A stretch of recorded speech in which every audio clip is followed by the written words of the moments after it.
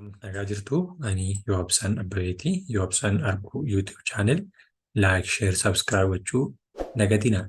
Eeyyee har'a immoo barnoota addaa yookiin haga ammaatti namni kamillee haala adda addaatiin namoonni muraasni yoo baratanii ala namoonni hedduun kan quba hin qabneen isiniif qabadhee dhufee jira. Innis immoo og-artiiwwan kan jedhu yookiin artii yookiin gosoota sirbaa ta'uu, shubbisaa ta'uu fi gosoota isaa kan qabatee jiru og-artii kutaa torbaffaa kitaaba barataa irraati kan inni isiniif qabadhee dhufe. Yoobsaan Arguu YouTube channel like, share, subscribe gochuu hin dagatinaa. Eeyyeegaa jalqabuma irratti akka mata duree irratti arginutti og-artiiwwan jedha. Og-artii wal qabatee artiiwwan gosoota isaa hunda kan of keessatti qabatee jiru. Meeshaawwan barsiisuu fi meeshaawwan rukuttaawwan isaanii fi kanneen kana fakkaatan kan of keessatti qabatee jiru. Hundi isaayyuu jechuudha.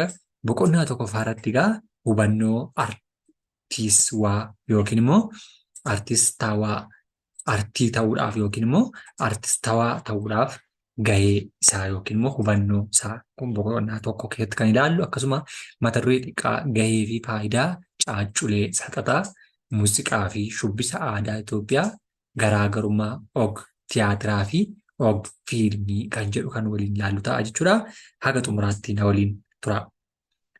Eegaa boqonnaa tokkoffaa keessatti akkuma jalqaba jenne hubannoo artistawaa yookiin artistiin seenaa maqaa artistii jedhu ni dhageessu. Inni kun immoo maal kan of keessatti qabatudha yookiin immoo kan maal barsiisudha isa jedhu kan ilaalludha jechuudha. Gahee fi faayidaan caacculee saxaxaa kun egaa keessatti karaa inni ittiin ilaalamu yookiin immoo karaa inni ittiin baramu keessatti jechuudha. Saxaxa tokkoo fi gurmaa'inni yookiin qindoominni caacculee saxaxaa murteessoo akka isaan ta'anidha. Isaanis immoo saxaxni tokko immoo sirriitti haala guutuu ta'een ijaarameera yookiin hojjetameera kan jechisiisan immoo yoo caacculeen saxaxaa akka barbaadamutti gurmaa'anidha. Kanaafuu boqonnaa kana keessattis yaadrimee ogummaa saxaxaa fi qabxiilee ijoo caacculee saxaxaa wal qabatan bal'inaan kan ilaalludha jechuudha. Kanaatiif halluu yookiin immoo caasaa isaanii keessatti yookiin gahee saxaxni qabu saxaxni kun gurmaa'eera yookiin qindaa'eera isa jedhu karaa kamiin ilaalla akkasuma hiika saxaxaa akkasuma immoo caacculeen kun maali caacculee yookiin saxaxa jechuun maal jechuudha isa jedhu kan waliin ilaallu jechuudha. Hiika tokkoffaa keessatti egaa saxaxa gaafa jennu akka kanneen biraa keessatti yeroo ilaallu bakkeen tokko tokkotti arguu dandeessu. Saxaxa jechuun sararoowwan murtaa'oo ta'an fakkeenyaaf qarshii irratti kan gidduu waan akka warqeedhaan kan maramee jiru sun saxaxa jennaan yookiin kan hunda irratti iyyuu wal fakkaataa ta'e argamu jechuudha. Akka og-artii yookiin artawaatti immoo ogummaa saxaxaa haala guddina ilma namaaf teekinooloojii waliin maal ta'edha guddachaa kan dhufe saxaxa jennaan jechuudha. Bara duriirraa jalqabee ilmi namaa saxaxa adda addaa fayyadamuun aadaa fi seenaa isaa ittiin calaqqisiisaa kan turee fi ammas kan itti fayyadamaa jiru saxaxa jennaan jechuudha. Innis immoo saxaxa jechuun tokkoffaa irratti namni tokko osoo saxaxa hin hojjetiin dura waan saxaxni fakkaatuu fi akkaataa hojii isaa beekuun barbaachisaadha. Hojii saxaxaa bareedaa hojjechuun immoo akkaataa ergaa fi amalli hojiin sun qabu sirriitti beekuun baay'ee barbaachisaa jechuudha. Fakkeenyaaf muuziqaa yookiin sirbaadha taanaan saxaxa sirbi barbaadu caacculeen achi keessatti fayyadamuu qabu sanaa jechuudha. Kanaaf saxaxa jechuun immoo karoora yookiin maala qajeelfamadha jechuudha. Qajeelfama yookiin ijaarsa mi'a yookiin hojmaataa jechuudha. Akkasumas raawwii dalagaa fi adeemsa bu'aa karooraa yookiin adeemsa qajeelfama oomisha foormiiti jechuudha. Yookiin qindoomina dursinee maal akka hojjechuu qabnu yookiin maal akka yaadne jiru eessa akka gahu karoorri sun yookiin qajeelfamni barbaachisaa ta'e waan sanaaf qajeelfama yookiin hordoffii akkamii barbaada jedhu inni sun saxaxaa jedhama jechuudha. Kanaaf hojiiwwan akka ogummaa harkaa fi kan kana fakkaatan dalaga saxaxaa jalatti maal ta'u haammatamanii jiraatu jechuudha. Saxaxni hojii argaa keessaa isa tokko ta'ee ogeessi og-argaa tokko tooftaa garaagaraatti gargaaramuun foormii qaama wantoota adda addaa qindeessuun guutumaa guutuutti karaa ittiin ergaa dabarfatu jechuudha. Erga dabarfatu gaafa jennu fiilmii yookiin diraamaa hojjetu keessatti diraamaa fakkaattii eenyu qabaachuu qaba? Maal fakkaachuu qaba? isa jedhu sana karooraa qajeelfama isaarraa kaaseetu namni waan sana hojjetu jalqaba saxaxa sanaa qopheeffataa jechuudha. Kanaaf ergaawwan saxaxaa bareedaati tokko jechuudhaaf akkaataa ergaaf amala waan sanaa beekuun nu barbaachisaa jechuudha. Inni itti aansee jiru caacculee saxaxaati. Caacculee saxaxaa keessattis akkuma saxaxni keenya barbaachisaa ta'e caacculee isaas dirqama barbaachisoo jechuudha. Hojiin saxaxaa tokko gurmaa'ina yookiin qabiyyeewwan ittiin ibsamu ni qabaata jechuudha. Gurmaa'inni qabiyyeewwan akka galteetti yookiin akka tajaajila meeshaa dhiyeessiiwwaniitti akka nu tajaajilu jechuudha. Kun immoo caacculee saxaxaaf maalidha? Caacculee saxaxaa jechuun walitti dhufanii yookiin ijaaramanii kanneen hojiin saxaxaa tokko akka uumamu taasisan jechuudha. Kanaaf caacculee jechuun meeshaawwan yookiin immoo dibaatii isa jennu jechuudha. Amaariffaan dibaatochisa jedhan sana meeshaawwan dhiyaachuu qaban yookiin meeshaan dursee qophaa'ee jiru maalidha? Saxaxa qopheeffanne saxaxa sana keessatti karoora qindoomina qabaanneerra eegasii immoo caacculeen sun saxaxa sanaa wajjin wal fudhatanii ijaaramuudhaaf maal nu barbaachisa jedhu san nu gaafataa jechuudha. Kanaaf immoo saxaxa keessatti caacculee saxaxaa kanaan maal ta'u jechuudha. Kanneen saxaxa torbatu jiru jechuudha. Isaan keessaa warreen kun warreen ijoo ta'an torbaa jechuudha. Saxaxa yookiin caacculee. Inni tokkoffaan sarara. Sarara akkamii? Sarara isa jennu yookiin bo'oo tokko boca akkamii qabaachuu qaba? Sarara keenya keessatti boca akkamii qabaachuu qaba? Bocni sun immoo foormii akkamiin qophaa'uu qaba? Foormiin sun immoo halluu maaliin qophaa'uu qaba? Gosa halluu aktii nuti hojjechuuf kaane yookiin qindoominni waan nuti hojjenne suni halluu akkamiin qophaa'uu qaba? Bakka kamitti qophaa'uu qaba? Maaliif tokkoffaa sarara keessaa akka hin baaneef boca maalii akka qabaatu, foormii akkamii akka qabaatu, foormiin sun immoo halluu akkamiin akka dhiyaachuu danda'u, halluudhaa erga dhiyaate immoo bakka kamitti akka dhiyaatu, sookkisaa fi vaaliyuudha jechuudha. Sookkisaa fi vaaliyuu isaa keessattis akkuma tokko isaanii maal ta'anii jiru wal qabatanii deemanii jiru jechuudha. Kanaaf caacculeen saxaxaa torbatu jiru jechuudha. Maal keessatti?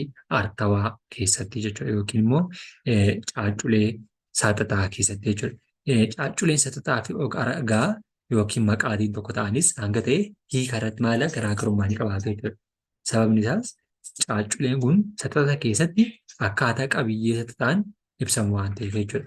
Kanaaf saxaxa keessattis qabiyyee isaa erga hojjennee booddee argaa yookiin immoo ogargaa kan jedhu artiin of keessatti of ilaalu yookiin immoo of ilaallee godhatanii keessatti waa ilaaluudhaaf kan ta'u waan ta'eef saxaxa kana ibsuudhaaf kan nu gargaaru ogargaa maqaatiin kan bakka bu'an keessatti nu fayyada jechuudha. Saxaxa hojjechuu fi sararoota haala adda addaatiin ittiin maal gochuudhaaf immoo ittiin fayyadamuuf illee nu gargaara jechuudha. Isaan keessaa immoo saxaxa hojjechuudhaaf tokkoffaatti kan nu gargaaru sararoonni amala adda addaa ni qabaatu. Isaan keessaa dheerachuu fi gabaabbachuu yookiin giddu galeessa ta'uu sararaati jechuudha tokkoffaatti. Inni kan biraan furdachuu fi qal'achuu. Taatee sana keessatti halluun nuti dibnu halluu qal'aadhaan immoo halluu gabaabaatiin yookiin halluu furdaa yookiin halluu qal'aadhaanii jechuudha. Lallaafuu fi jajjabaachuu yookiin quqquuquu waan taatee ta'e tokko agarsiisu yookiin garmalee laafaa yookiin jajjabaataa yookiin kan nama quqquuqu wayii ta'ee bakka sanatti saxaxaan keenya jechuudha. Walitti fufuu sararri keenya walitti fufiinsaan kan deemu yoo ta'e haga deemuu qabutti akka inni deemu walitti fufuu. Kallattii jijjiiruu eessaa fi bakka kamitti akka haala kamiin akka foormii isaa keessatti eessatti akka bakki sun jijjiiramu yookiin kallattiin jijjiiramu illee nu barbaachisa jechuudha. Inni kun saxaxa hojjechuuf seerota nu barbaachisanii fi seerota fayyadamuu qabnudha jechuudha. Inni kan biraan itti fayyadama sararaati. Faayidaan sararri qabu keessaa murteessoon qubee fi lakkoofsota qubeessuu, barreessuu, kaasuu gaariidha jechuudha. Qubeenis ta'ee lakkoofsi walitti dhufeenya sararaa adda addaatiin kan uumamu akka ta'e barnoota sadarkaa gadii keessatti akkuma baratamu jechuudha. Kanaaf qubee yookiin lakkoofsa barreessuuf shaakala isa jalqabaa nu gaafata jechuudha. Isa keessatti maal nu gaafata jechuudha? Sarara dhaabbataa akka fakkeenyaatti jalqaba irratti sarara dhaabbataadhaan kan qophaa'e. Sarara dhaabbataadhaan, sarara dalgee gabaabaa, sarara jallaa, sarara gara harka mirgaatti deebi'ee jallatu, sarara golboo, Gorboo gidduun isaa garuu banaa kan ta'een haalota kanaan sararoota kana nuu qindeessuudhaaf nu fayyada jechuudha. Sararoota kana gaafa qindeessinu keessatti sararoota tokko tokko isaanii erga saxaxa kana qixeeffannee booddee gaheen sararri hojii saxaxaa keessatti qabu immoo kan biraan illee jiraachuu ni danda'u jechuudha. Yoo walitti qindaa'an saxaxa bardee fi hiika qabeessa nuufaa laataa jechuudha. Inni kunis immoo seeraa fi adeemsa mataa ofiitii qabaataa jechuudha. Sarara hiika qabeessaa fi sarara nuufaa kan jedhamu nu laatu keessatti qofa irratti qindeessuu yookiin yaadota qubeewwan walitti gurmeessuudha. Erga gurmeessinee booddee sookkisa uumuu. Sookkisa yookiin haala sagaleessuudhaaf tolutti sookkisa uumuu yookiin akka inni fedhii addaa nama keessatti uumu gochuu. Ija dhuunfataa yookiin ija gaggeessaa. Ija dhuunfataa kan jennu keessatti waan ta'e keessatti kan nuti ilaaluu dandeenya yookiin gaggeessaan bakka kamitti akka mul'achuu qabu yookiin akka inni itti arguu qabu jechuudha. Sochii uumaa. Sochiin bakka kamitti aktiin gaggeeffamu akka qabu bakka itti aktiin jalqabu fi bakka itti aktiin xumuramu kan agarsiisu sarara keessatti jechuudha. Saxaxa hojjechuu keessatti immoo akaakuuwwan sararaa hedduutu jiru. Akaakuun sararaa kun immoo haala ittiin fayyadama isaaniitiin maal akka asiin gaditti qoodamanii jiru isaanis tokkoffaa irratti sarara konturii kan jedhamudha. Irratti sarara konturii kan jennu sarara walitti fufaa gargaaramuun wixinee handaaraa fi qaama bocaa yookiin qoqqoodamaa wantoota kan argisiisu ta'ee eenyummaa namaa kan adda baasu osoo hin taane umurii sochii fi kutaa hawaasaa kan argisiisu sarara konturii jedhama. Kanaaf sarara kana keessatti sarara konturii kana fayyadamneetu maal gochuu dandeenya jechuudha. Sochii umurii osoo addaan hin baasiin kutaa hawaasaa ittiin agarsiisuuf kan nu fayyadu jechuudha. Fakkaattii namaatiin kan inni kaa'ee jiru keessatti fakkii konturii fakkaattii namaatiin jechuudha. Nama ta'uu isaa duwwaadhaan bakka nuti itti addaan baasnu jechuudha. Eenyummaa namaa kan adda baasu osoo hin taane umurii sochii fi kutaa hawaasaa hunda keessa jiraachisee kan agarsiisu sarara konturii jedhama. Lammaffaa irratti sarara abbuurii kan jedhamudha. Sarara abbuurii. Sararri abbuurii kun immoo as keessatti akka sarara konturiitti osoo hin taane sarara saffisaan dalagamu ta'ee jalqaba hojjechaa yoo ta'e sochii fi bakka irratti hojjetamuuf jiru kan argisiisu jechuudha. Bakka itti jalqaba ka'umsi keenya artiin sun eessarraa ka'a yookiin sochiin dalagaan eessarraa jalqabaa isa jedhu kalaattiin agarsiisu fakkii kanaan agarsiisnaa jechuudha. Inni kun immoo sarara abbuurii jedhama jechuudha. Inni sadaffaa irratti sarara ampilaayidii jedhama. Sarara ampilaayidii jechuun sararri kun yeroo baay'ee sarara uumamaa irratti argamu ta'ee waan fageenyatti mul'atu argisiisuuf kan nu gargaaru jechuudha. Inni kun immoo sarara ampilaayidii jedhama. Sarara kun haala baallee yookiin immoo baala kan fakkaatuun fakkii bakka buufannee kan nuti ittiin agarsiisnu haala kanaatiin jechuudha. Inni arfaffaa irratti argannu daaratti kan nuti argannu sarara tooriiti. Sararri toorii sararri kun yeroo baay'ee kan nu gargaaru fakkii dudduubee isaa irraa kan ittiin adda baasnu ta'ee qarqara yookiin handaara qaama fakkii marsuun daangaa isaa kan argisiisu jechuudha.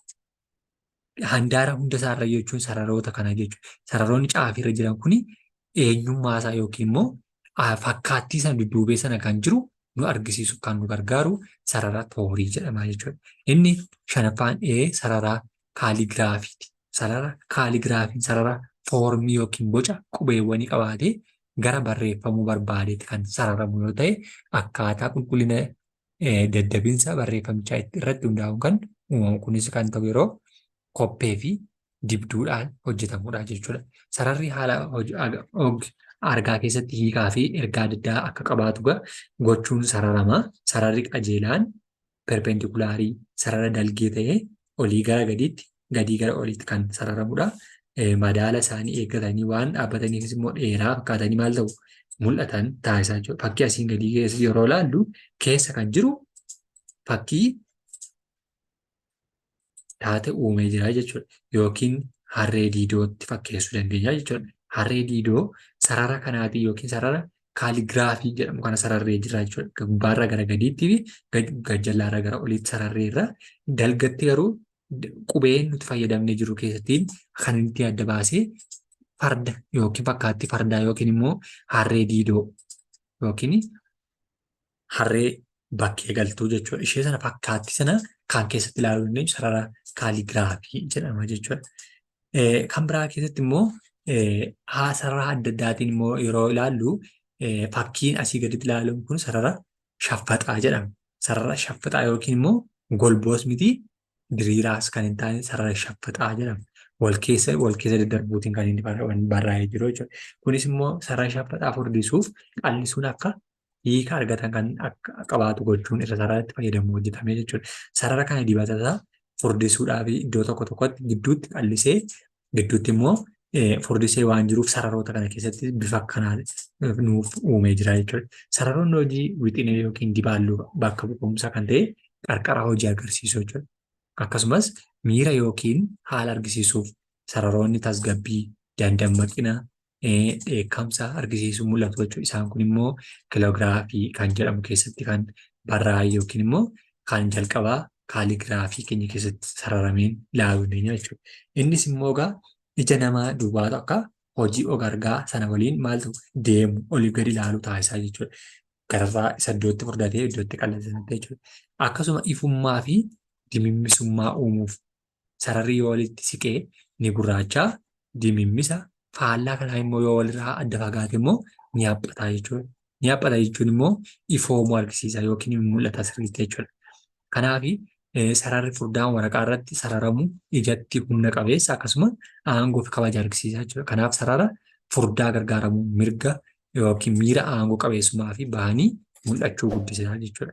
Garuu sarara baay'ee furdaa ta'e immoo fayyadamuu miti. Sababni isaa baay'ee humna qabaachuu fi baay'ee mul'achuu isaarraa kan ka'e caacculeen biroo akka hin mul'anne immoo ni taasisan jechuudha.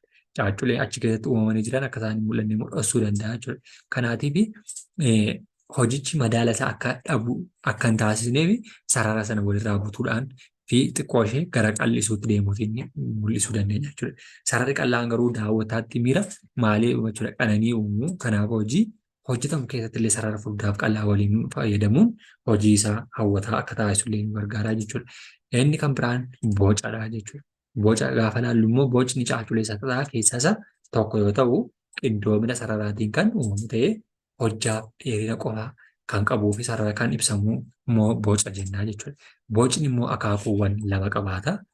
Bocni akaakuu lama qabaata. Akaakuu lamaan kana keessaa immoo inni tokkoffaan boca bu'uuraa yeroo ta'u, inni lammaffaan boca albu'uuraa jedhama. Boca bu'uuraa fi boca albu'uuraa kana keessatti bocni bu'uuraa boca baay'ee sirrii ta'anii fi barnoota herregaa keessatti illee danaalee garaagaraa argisiisuuf kan gargaaraniif salphaatti kan safaraman boca yookiin immoo bu'uuraa jedhamu isaan. Hedduminaan wantoota nam-tolchee ta'anidha.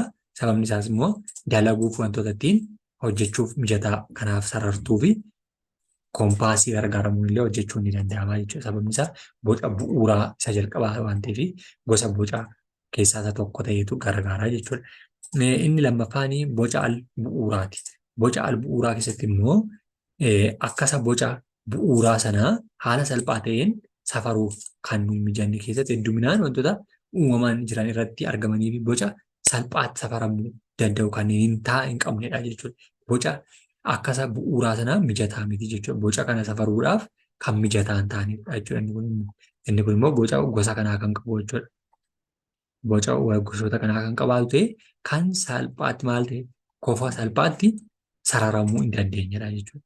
Boca salphaatti sararamuu hin dandeenye yookiin immoo safaramuu hin qabnedha jechuudha. Kanaaf bocni hurrii, boca hurrii, muka, baalaa fi kan kana fakkaatan maal jedhamu jechuudha? Boca albu'uuraa jedhamu isaan kun immoo jechuudha. Wantoonni hedduun bocarraa akkuma ijaaraman immoo caacculeen saxaxa keessatti akka adda addaa yookiin karaa adda addaan uumamuu ni danda'u. Kun immoo halluu qabu yookiin hin qabnee fi fakki ibsaa yookiin immoo suura ta'uu ni danda'u jechuudha. Fakki ibsaa kan jennu fakkiidhaan waan ibsamu fi suura ta'uu kan hin danda'an immoo yookiin immoo fakkii malee kan ibsuu dandeenyu ta'anii bocni albu'uuraa kanaaf beekamu jechuudha.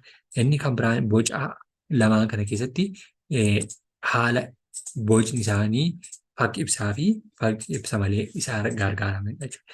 Inni sadaffaan foormiidha. Foormii keessattis foormiin caaculee salphaa keessaa tokko ta'ee qabatamaan wantoota daayimeeshinii sadii qabu yoo ta'u, salphaa hojjechuu keessatti immoo sararaaf vaaliyuu halluutiin kan uumamudha jechuudha. Foormii immoo bakka gurguddoo meeqatti qoodama? Lamatti qoodnee ilaaluu dandeenya. Foormii lama qabaata jechuudha inni immoo. Kanaaf foormiin kuni bakka gurguddoo lamattidha. Isaanis immoo foormii bu'uuraa fi foormii al-bu'uuraati jechuudha.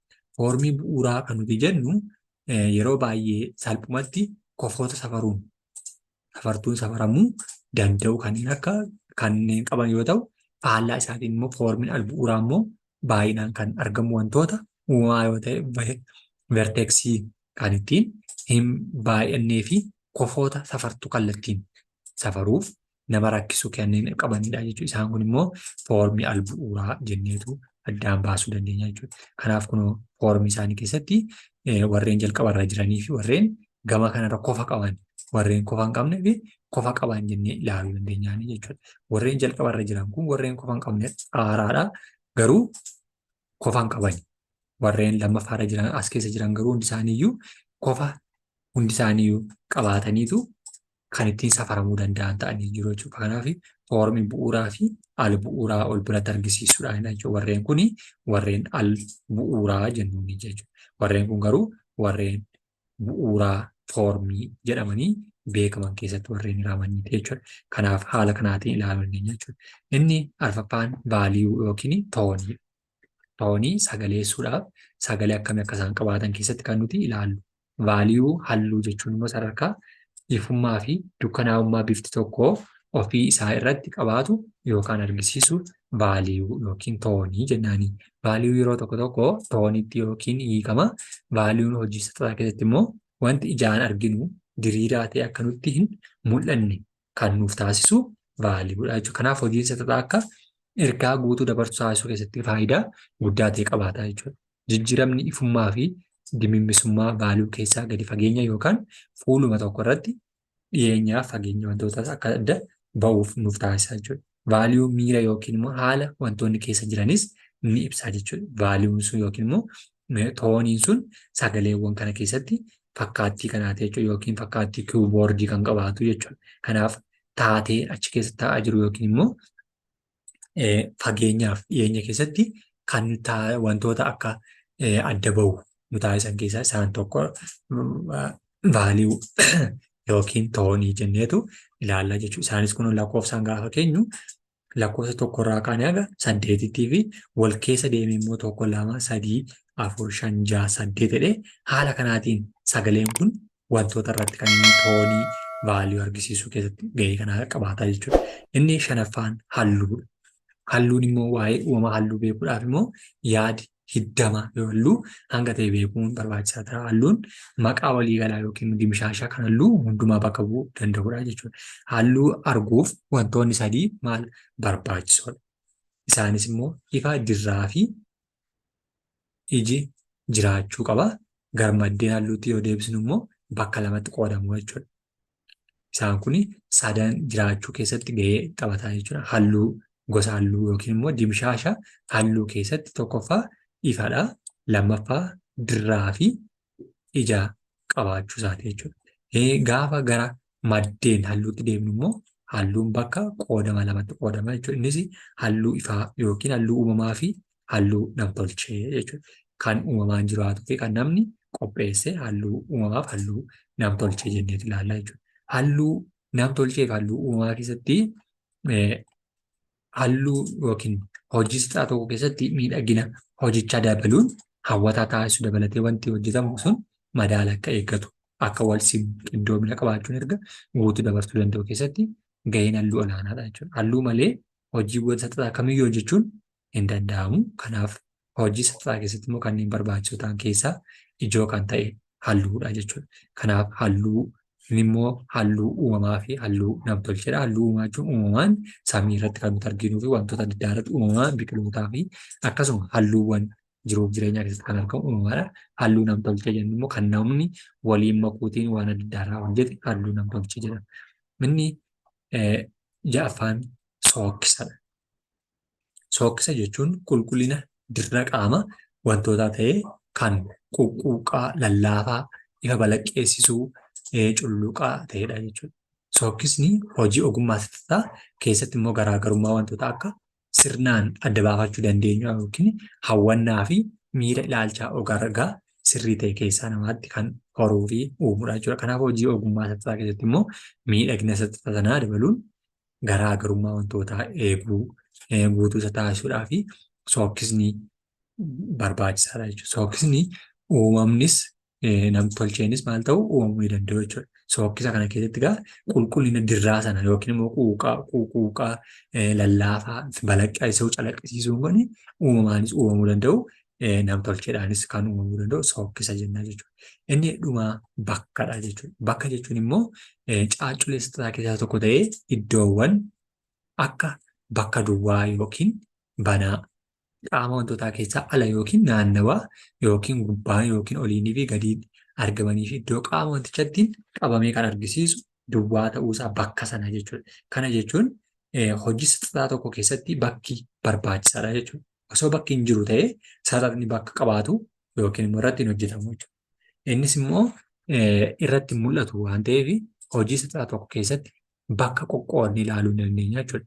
Bakka yookiin immoo akaakuuwwan bakkaa waan tokko mul'isan meeqatu jiru? 5tu jiru jechuudha. Isaan keessaa inni tokko bakka poozitiivii jedhamudha jechuudha. Bakka poozitiivii jedhamu keessa tokko yoo ta'u, lammaffaan bakka negatiivii, bakka gabatee fakkii, bakka wantoota qindoominii fi bakka qabxii xiyyeeffannaadha jechuudha. Isa keessaa inni tokkoffaan bakka poozitiiviiti.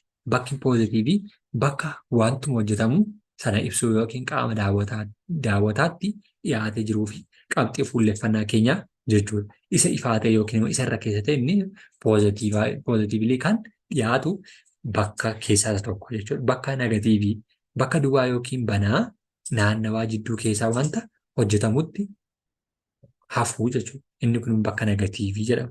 Bakka rakkoon jiru yookiin bakka dhoksaate yookiin bakka nama hin hawwanne yookiin bakka rakkinni jirtu bakka negatiivii ta'e bakka bu'aa jechuudha. Bakka gabatee fakkii bakka duwwaa wantoonni garaagaraa irratti hojjetamudha jechuudha. Bakka wixineen barbaadame irratti hojjetamu jechuun bakka gabatee fakkii jennee fakkeenyaaf wanta mala diriiraa qabu kan akka waraqaa, gabatee gurraacha, saanduqa, muka diriiraa kan baasiiwwan adda addaa yookiin ilaaluutiin kan nuti adda baasnu bakka fakkii gabatee jennaani. Bakka wantoota qindoominaan itti qophaa'an. Bakki wantoonni qindoominaan itti qophaa'anis akkasuma maal ta'a jechuudha? Bakka qindoominni wantootaa yookiin immoo bakkatti wantoonni adda addaa irratti mul'atu akkasuma bakka qindoominni yookiin gurmaa'ina haala teessuma caacculee ogargaa jidduutti mul'atu immoo bakka qindoominaa jenna. Bakka itti qindoominni isaa bareedaa ta'e wal simatee jiru jechuudha bakki sun immoo. Bakka qabxii xiyyeeffannaa.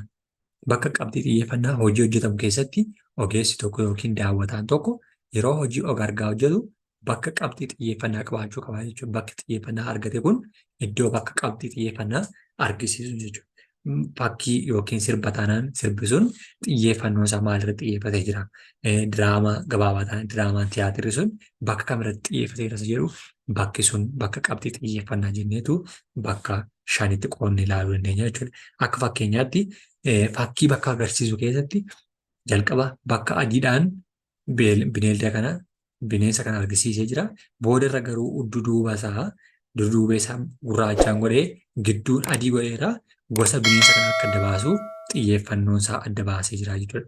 Walumaa galatti hojiin sirriitti hojjetamuuf erga barbaadamee bakka akka dabarsuuf yookiin immoo ergaalee akka dabarsuuf tajaajila barbaadamee akka mijatutti hojjetuu kan dhiyeessudha jechuudha.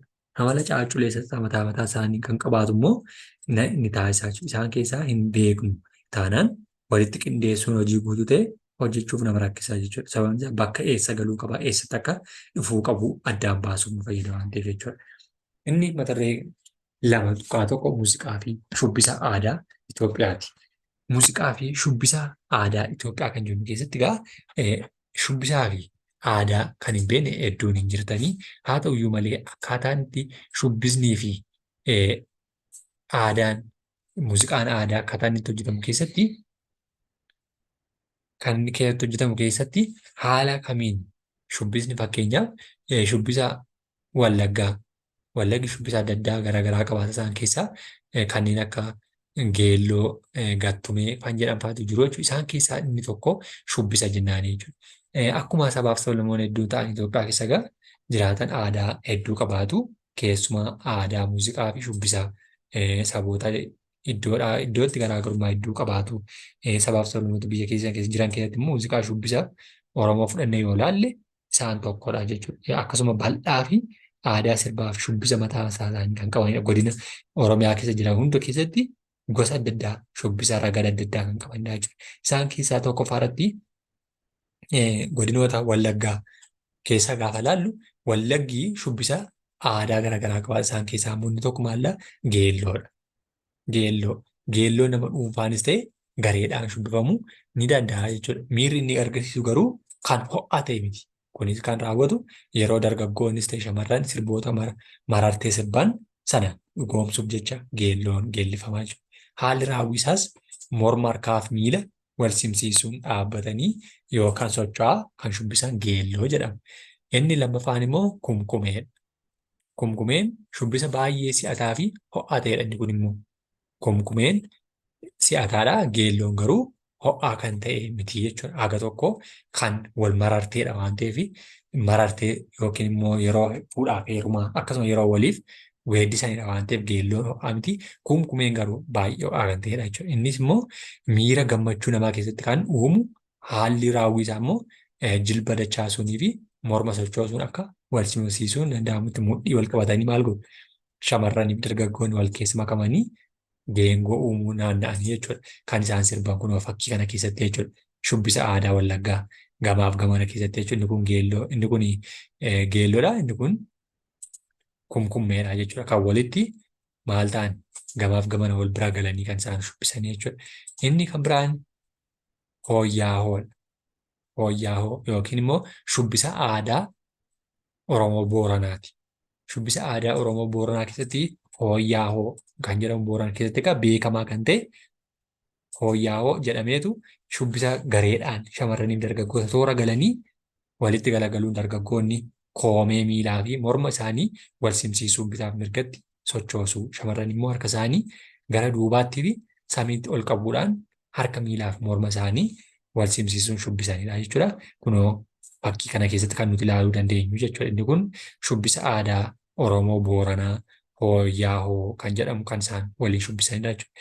Shubbisa aadaa Jimmaa. Shubbisa aadaa Jimmaa gaafa ilaallus inni achi keessatti naannoo sanatti immoo oltumee fi maal gattumee kan jedhamu shubbisu jechuudha. Oltumee fi gattumee shubbisa naannawaa Jimmaatti beekamu oltumee fi gattumee jedhama. Kunis immoo naannoo Jimmaa keessatti hedduun ni beektu. Oltumee yookiin gattumee jedhama. Kunis immoo Oromoo warreen gareen taphatan xiyyeeffannoo isaa harka diriirsuu, dachaasuu, gadi buusuu, ol baasuu harkaa fi morma waliif faallessuuf miila dachaasuu diriirsuu irratti kan xiyyeeffatu tapha shamarraniif dargaggoonni taphatanidha.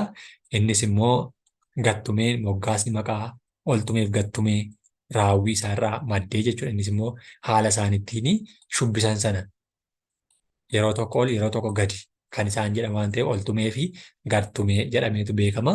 Innis immoo kunooti haala kanaatiin kan walitti shubbisamudha jechuudha. Inni kan biraanii shubbisa aadaa Shawaati.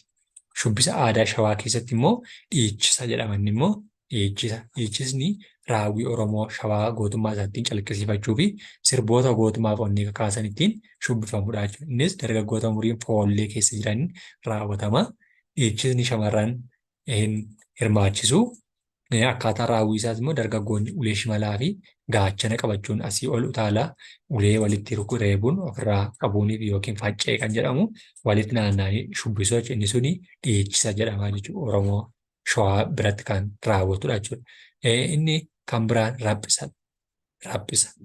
Raphisa jechuun immoo shubbisa miira jaalalaa keessoo isaanii jiru gama shubbisaatiin kan ittiin ibsatanidha jechuudha. Haalli raawwii shubbisaa Oromoo Shawaa biratti immoo calaqqisiifamus shamarraniif dargaggoonni tooraan hiriiranii gareen shamarranii miila qomaa fi morma isaanii wal simsiisuun harka isaanii irra kaawwatanii yeroo shubbisan gareen dargaggootaa immoo miila harkaa fi morma wal simsiisuun shubbisu inni suni raphisa jedhama jechuudha. Raaphisa jechuun immoo kunoo fakkii kana keessatti shamara tokko dhiira tokko shamara tokko dhiira tokkoon kan isaan shubbisan akkasuma shamarran qofaan isaanii yoo ta'e immoo mudhii isaanii qabachuutiin kan isaan qaama muluudhaan shubbisan inni immoo raaphisa jedhama jechuudha. Naannoo uummata Oromoo Shawaa biratti dhandhisee jechuudha. Inni kan biraan ragada. Ragada kanneen shubbisuu danda'an shamarraniif dargaggootadha. Raganni miira jaalalaa ho'aa ta'een dabaree wal harkaa fuudhanii maal godhan sagaleessuun mormaan asii gadi tumaa miilaan lafa dhiitaa ragadu jechuudha. Ragada keessatti jechoonni isaanii yeedaloo ittiin godhanii ittiin ragadan miira sana isaanii maal gochuudha kan tuqu yookiin kan nama gammachiisu kan nama si'eessu jechuudha. Walirratti turuu, wal yaaduu, hamtuun jaalala isaanii gidduutti dhalachuu, wal argaan isaanii cimuu, dabareen wal harkaa fuudhuun itti ragadu jechuudha. Inni sunis ragada Oromoo Shawaa biratti kan inni bal'inaan ragadamu jechuudha. Innis ragannis kunuunsa haala kanaatiin miila tokko kaasaa kan isaan wal jalaa qaban akkasuma wal bira mataa faallaa waliitiin kan isaanii wal bira darbanii ulee dhiironni ulee qabachuutiin shamarran immoo mudhii qabachuutiin kan isaan shubbisan ragada jedhama jechuudha. Shubbisa aadaa tuulamaa naannoo Sooddoo jiran keessaa. Uummata naannoo Sooddoo jiran keessaa immoo Obolaalaa kan jedhamullee kan isaan sirban. Obolaalaan immoo uummata Oromoo tuulamaa naannoo Sooddoo jiran keessatti shubbisni Oromoo tuulamaa Sooddoo jiraatan egaa Ebolaalaa jedhama. Maqaan kun immoo siboota isaan yeroo baay'ee irra deddeebi'anii itti fayyadaman irraa fudhatameetu Obolaalaa jedhameetu inni moggee jirudha. Innis immoo miila dabareedhaan harka waliin wal simsiisuun ol kaasanii gad deebisuu. Hurruubbiin kunis yeroo cidhaaf ayyaanota garaagaraa gareedhaan shamarranii fi dargaggoonni kan isaan shubbisan suni Ebolaalaa kan jedhan kunoo bifa kana yookiin immoo gosa kana fakkaataniin kan isaan shubbisan dhiironni kana fakkaatu shamarran kana fakkaatu yeroo wal faana shubbisanis Ebolaalaan naannoo Oromoota tuulamaa yookiin uummata Sooddoo biratti kan fakkaate jechuudha. Inni kan biraa shubbisa aadaa Arsiiti. Aadaa Arsii keessatti immoo tirrii kan jedhamudha jechuudha. Tirrii shubbisni naannoo Arsiitti beekamaa ta'e tirrii jedhama jechuudha. Akkaataan isaanii raawwiin isaatti dargaggootaaf shamarranii kan gaggeeffamudha. Gareen dargaggootaa ulee siiqqee fakkaatu yookiin immoo eeboo harkatti qabatanii miila dabareedhaan ol fuudhuun ulee sanaa wal simsiisuun akkasuma ulee sana qabatanii utaaluun shubbisu. Gareen shamarranii immoo meeshaa muuziqaa kaballaa fi bunshoo jedhaman mukarraa fi gaanfarraa tolfamuun walitti immoo rukutaa maal godhu sagalee yeedaloo qabu dhageessaa rifeensa isaanii facaasuun morma isaanii walitti fufinsaan naannessu jechuudha. Inni sun naannoo shubbisa aadaa Arsii tirrii kan jedhamu keessattidha. Kunoo bifa kanaan kan isaan fakkaatanii fi ragada uummata naannoo Arsiiti jechuudha. Shubbisa aadaa Baaleeti. Naannoo Baalee keessatti immoo ishkummeedha jechuudha. Naannoo Baaleetti kan shubbisni aadaa isaanii ittiin calaqqisiisan ishkummee jedhama. Ishkummeen kunis haala naannoo sana keessatti kan isaan ittiin shubbisan ta'ee ishkummeedha.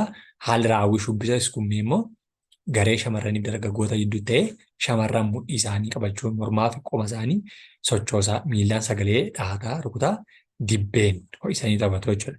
Gareen dargaggootaa immoo harka isaanii ol baasanii miilaan utaaluutanii mormaaf gateettii wal simachiisuun dhaata dibbee eeggachaa yookiin yeroo kabaroo yookiin dibbeen rukutamaa deemu isa dhaggeeffataa kan isaan jalaa qabaniin inni kun ishkummee jedhama. Kunoo gosa kana fakkaatu jechuudha. Naannoo Oromoota aadaa Baalee keessatti kana fakkaatuun kan isaan shubbisan yookiin kan isaan ragadan ishkummee jedhama jechuudha.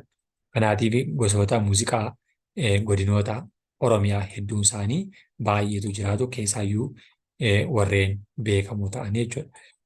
Kanaatiif haala kanaatiin kan Baalee ilaalle jechuudha.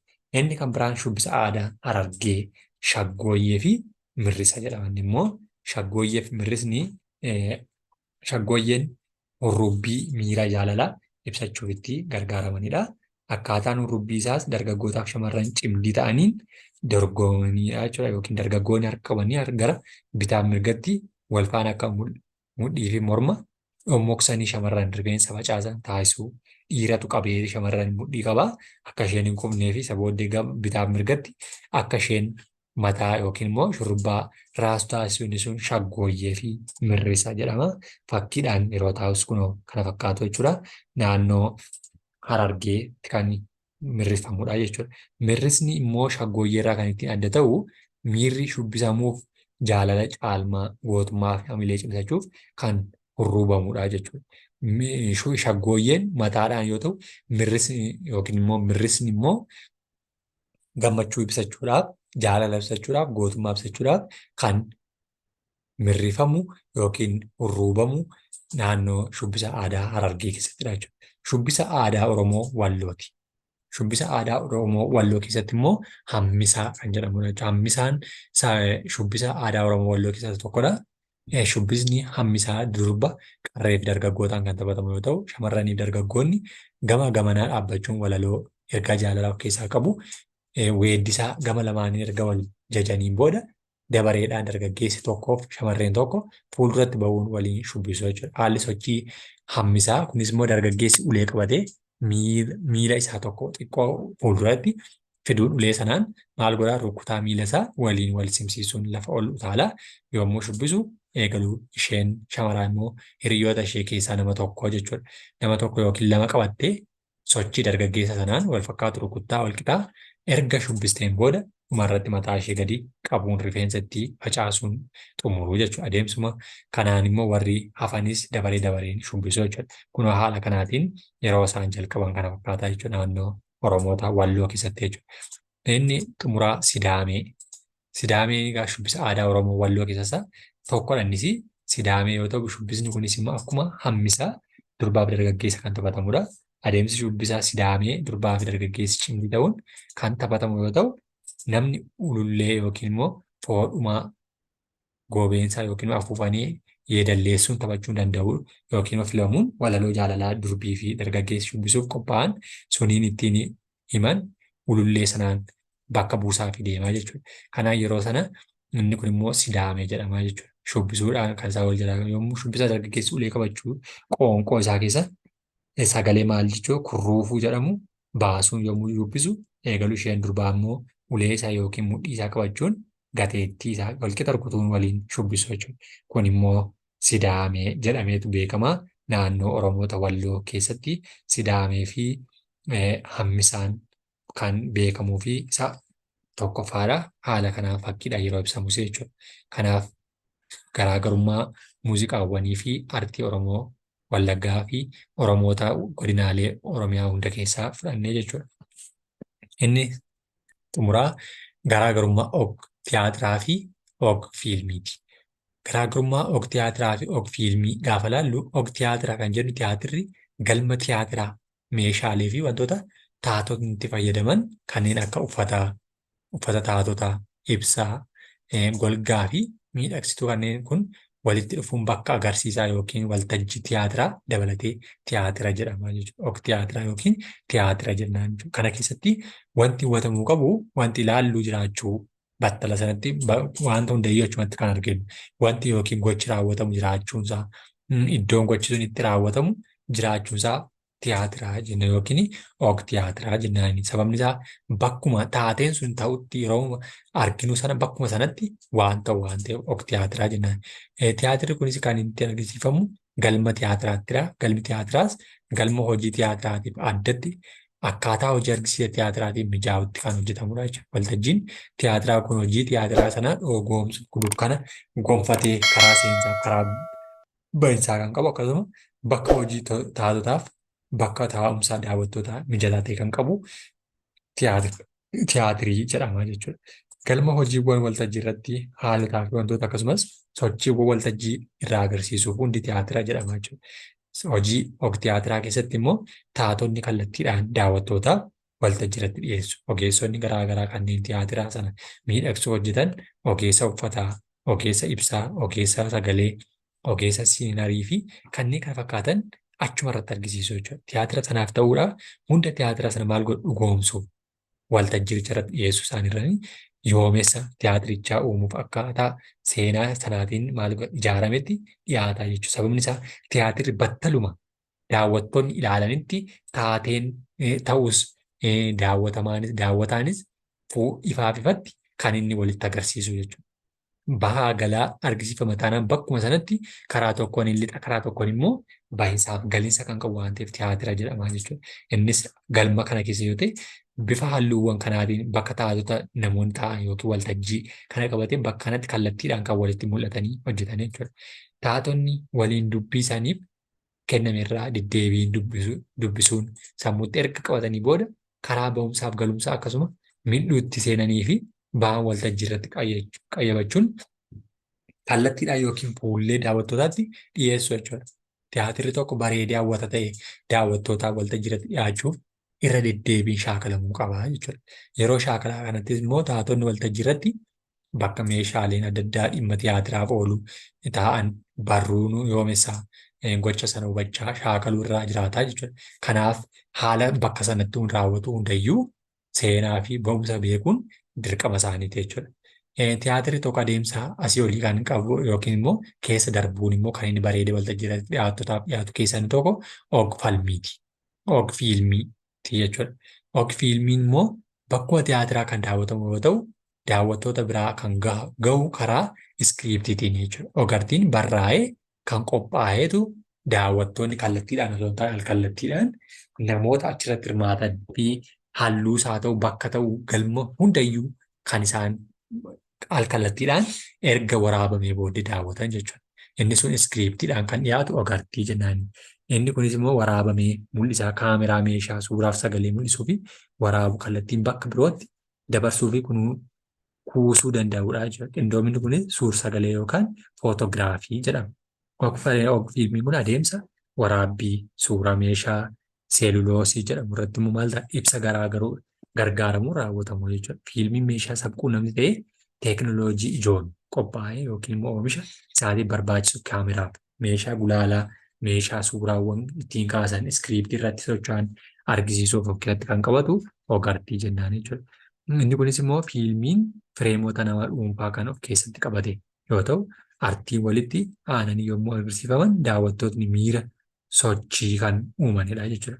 Walumaa galatti garaagarummaa og-fiilmii fi og-tiyaatiraa og-fiilmiin kaameraa fayyadamuun bakka hin barbaachisne keessa kutuun bakka barbaadame fudhachuun gulaaluun kan qophaa'u, tiyaatirri immoo waltajjii irratti kallattiin bakka daawwattoonni jiranitti kan dhiyaatu tiyaatira jedhama jechuudha. Fiilmii keessatti daawwataan kallattiin argamuun dirqama miti jechuudha.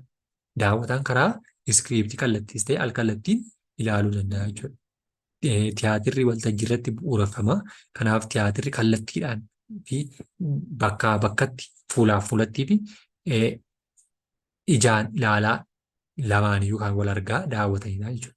Daawwataan dirqama kallattiin hordofuu yookaan daawwachuu qaba jechuudha. Fiilmiin garuu xiyyeeffannoon isaa kaameraa yookaan karaa foddaa iskiriiptii kan dhiyaate kan waraabamee qophaa'een meeshaa kanarratti kan qophaa'udha jechuudha. Kun daayirektii galmi tiyaatirri itti qophaa'u sana keessa fiilmii yookiin immoo iskiriiptiin waraabamee karaa ittiin nutti argisiifamudha jechuudha. Kanaaf garaagarummaa isaanii gaafa ilaallu tiyaatirri kabaja guyyaa ayyaanaa, amantaa, daayonaa Yesuus irraa maddee kan tiyaatiradha jechuudha. Fiilmii jechuun garuu jalqaba jaarraa 20ffaatti kan waraabamee qophaa'u jalqabedha. Performaansiin kallattiin argisiifama. Tiyaatirri kallattiidhaan argisiifama. Fiilmiin garuu performaansii waraabameetu qophaa'edha. Og-artiin biyyoota dhiyaatti yeroo ammaa sadarkaa guddaarra gahanii arganu kan hundeen isaa feestivaala Giriikotaatiin jalqabedha. Hariiroon taatoo fi daawwattoota haala waraabbii roga kaameraa fi itti dhiyeenyaan waraabuu irratti hundaa'a fiilmiin jechuudha. Hariiroo jamaa waliin hidhata guddaa qabaachuu kan qabu tiyaatiradha. Inni kun garuu fiilmiin garuu jamaan yookiin uummanni waliin kallattiin osoo hin taane karaa televezyiinii wal quunnamuutiinidha. Performaansii tiyaatiraa amala mataa isaa qabaata. Performaansii hunduu amala wal fakkaatu ni qabaata. Kunis taateen suuraa addaa qabu mul'achuu danda'a. Taa'iin addaa keessatti ni argisiifama. Agarsiisa keessatti dogoggora uumamu kamiyyuu taatoon tooftaattiif tastaphee fayyadamuun sirreeffachaa deema tiyaatira keessatti. Adeemsa waraabbii keessatti barreeffamaan bar-taphee keessa sirreessuu danda'a. Kutanii keessa galchuun iddootti dogoggorri uumametti sirreessaa deemuutu jira waan ta'eef xiyyeeffannoon isaa waltajjii irrattidha. Xiyyeeffannoon guddaan rogoota kaameraa irrattidha. Inni kun immoo fiilmii jechuudha. Kanaaf garaagarummaa kanaa qabata jechuudha. Kanaaf haala kanaatiin tiyaatiraa yookiin immoo artistawaa kan jedhu kana fakkaata jechuudha. Yoo isinitti tole yoo obsan argu YouTube chaanel laayik, sheer, sabskiraayib gochuu hin dagatinaa. Galatoomaa ulfaadhaa. Hanga boqonnaa itti aanutti walitti.